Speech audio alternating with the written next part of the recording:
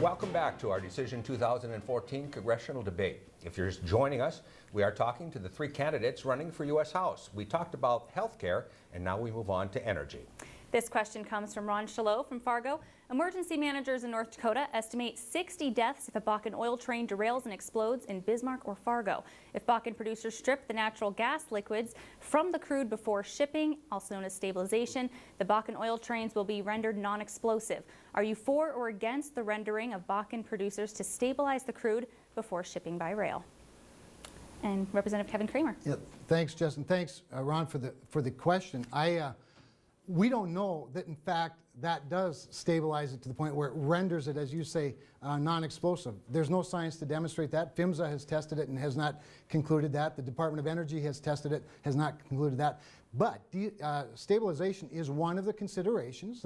The North Dakota Industrial Commission is looking at and has had a hearing on that issue. There are a number of entrepreneurial entities that are looking at providing some of that. There are some other benefits, frankly, from the stabilization process, and that is stripping some of the liquids and some of the other gases off and using them in the marketplace. That's a far better, frankly, solution even than just stripping it just for the sake of stripping it, because when you strip it, you now have highly explosive gases that you have to get to market somehow. They have to go in a pipeline or they have to go into a train, making the train even more explosive. We've worked very hard on this issue, worked with the railroads, worked with the Pipeline and Hazardous Materials Safety Administration. I was very honored to receive an award, the Golden Spike Award, for my work on rail safety. It was given to me by Secretary of Transportation Anthony Fox at an event hosted by the Rail Passengers Association of America. And there's no silver bullet to this. We need to get our oil to market, but the best thing we can do is build pipelines. And we have a president that refuses to allow the building of a very important pipeline that would move 100,000 barrels of Bakken crude, would be doing it by now if he would just sign his name to the bill. Mr. Seaman.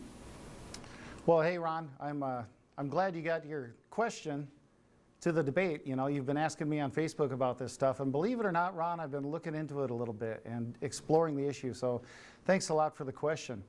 I'm not opposed to stabilizing oil as long as once we stabilize it, we have a market for it here in North Dakota, because as Kevin said, if we don't have a local market for it, then we're just moving it to market via rail, and it's equally, if not more, explosive. But I would love to sit down and talk to some people that are interested in building some sort of refinery or some sort of facility that can process these NGLs that we strip from the crude, which would make the crude safer to haul. There's no doubt about that. I don't know if it would render it completely safe, but it would no doubt make it safer. I think we can agree on that. And as you know, I've said in previous debates, I own a business in downtown Fargo that is literally 50 steps from the tracks on Broadway. And I worry about this stuff. We need to find a way to make these trains less explosive. And if we could find a company to partner with us, build a facility here in North Dakota to process what we're taking out of the oil through stabilization and get that product safely to market. And Kevin's right, pipelines are a big part of that. I support it 110%. George Center. Thanks, Ron, for the question. It's a great question. It's very important. For those of you who don't know, I grew up in Castle, and I was there on December 30th. I saw what happened. I think it was a very scary day for the people who lived there, and I think it was a very scary day for anybody who lives on the rail lines. Now back to your question, would I be in favor of stabilizing? I think it's important to really analyze and look at what it takes to make the rail safe. Because let's face it, in North Dakota, we are a landlocked state, and the rail lines are our lifeline to the global marketplace. If there is one accident that happens because of an explosion of Bakken crude and people die, believe me, the federal government will move in here and make some drastic changes, and it will cost our state dearly. That's why I'm fully in favor of finding ways to make sure that the railroads are safe. But in regard to pipelines, Kevin is absolutely right. I wrote a letter to the President and the administration asking and begging for them to approve the Keystone Pipeline. I've worked very hard on that, as a matter of fact, trying to get that done. And further, I asked them to double the amount of Bakken crude that goes into that pipeline. And I will work further to get pipelines approved if I'm elected to Congress. So thank you. Okay, thank you very much, gentlemen. I think that that pretty much handles that situation as far as we're concerned. But let's continue with energy. And with the oil boom, we have seen challenges here in North Dakota. Danielle Thompson of Bismarck wants to know if there are any plans to help the citizens of the state with the oil revenues, and if there can be a cap or something on how much a landlord can charge for rent. Jack? Well, I'm not exactly sure, how much we can do on a state level to help individual renters with their individual landlords.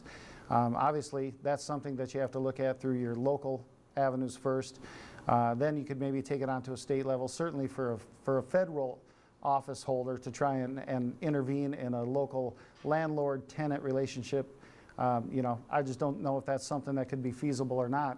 And there are some problems with this much success that we're having in Western North Dakota, and it's unprecedented success. And there are people that are having problems with it, but there's also a vast amount of people that are benefiting greatly from it. And it's just kind of what happens when you have a big fluid market like this. Some of it is going to be good for people, some of it is going to be bad for people, but I think in this case the good far outweighs the bad for everyone in North Dakota.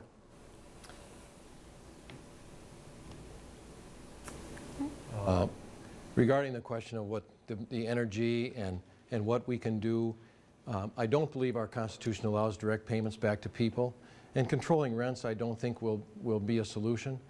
I've been to Williston. I met with people who live in the trailer courts that are being bought out, having their lot rent tripled in 1 month. I know the devastation it's causing those people, and I don't honestly know that there's a lot we can do to help that situation.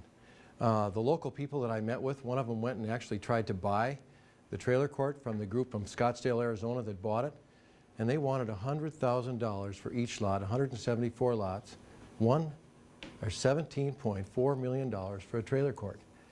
Now that tells you about the demand and the absolute craziness that's going on in the oil patch with real estate.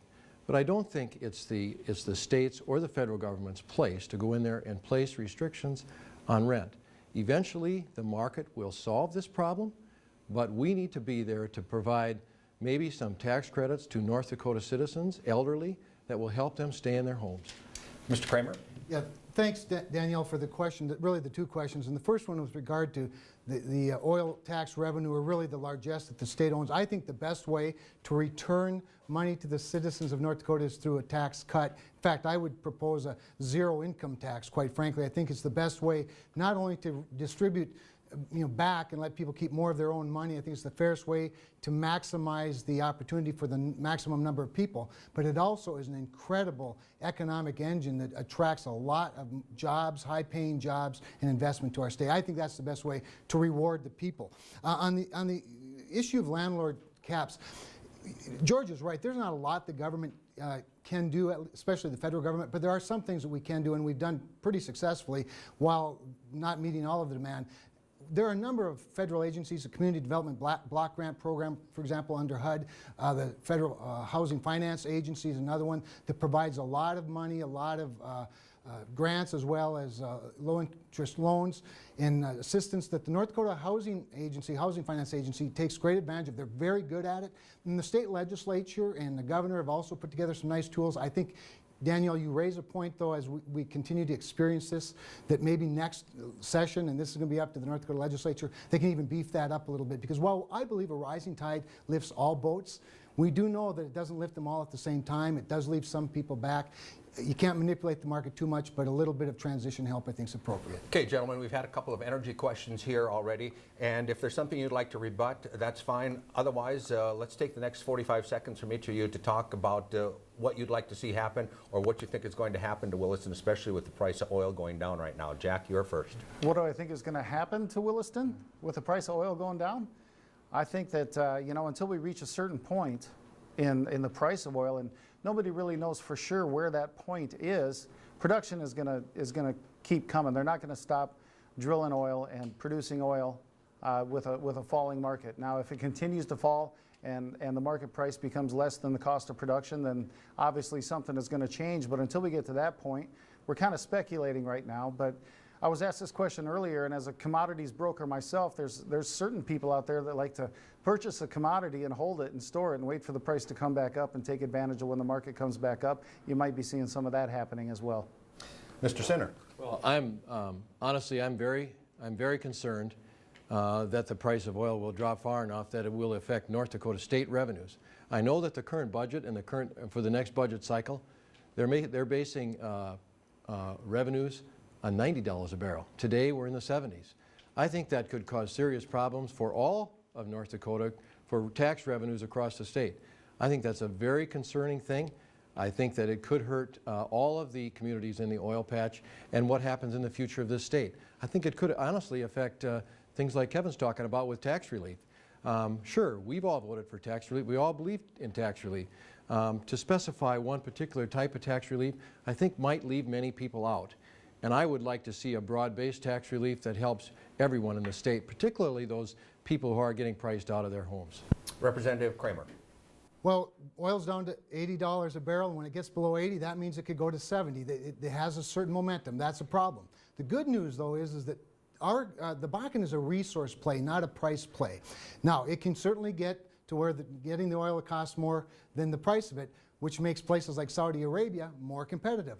It reminds us that global affairs have an impact on local affairs. We cannot isolate ourselves and not be aware of what's going on in the world. That's why I support looking at more opportunities for refineries, more opportunities for export, anything that helps us, stabilize the price on the global market. The United States should be the price leader, not the price follower, not the price taker. And also it reminds us, and it reminds the North Dakota legislators, we need to save our money, not just spend it because we have it.